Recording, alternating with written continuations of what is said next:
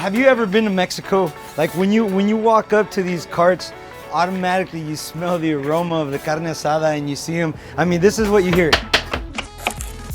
And then people, you know, hustling and bustling, and I fell in love with that. Here's a cheese quesadilla, up. I'm gonna be making a Tlayudo, traditional Oaxacan dish. So it's a big handmade corn tortilla. We actually import these from Oaxaca. I wanted to find dishes that weren't super common, that were super tasty. And so we came across the Tlayudo and I fell in love with it. I thought it was really cool.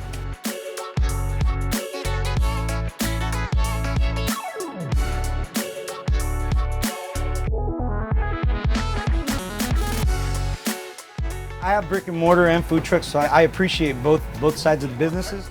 And to see the type of people that follow us, they see the truck and they get jazzed, which is really cool. The meat, the fresh cilantro, fresh onion, guacamole, and salsa. A well-balanced explosion of flavors. So, Ria, another thing when you're making the quesadillas, it needs to be nice and golden. Golden, just like us.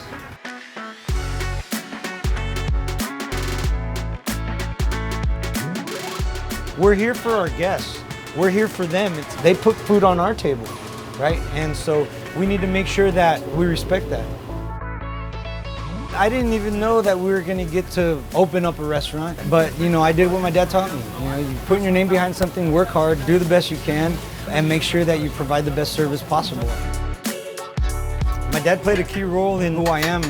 I wish he would have been able to see at least a little something of what we have going on, because this is all a tribute to him.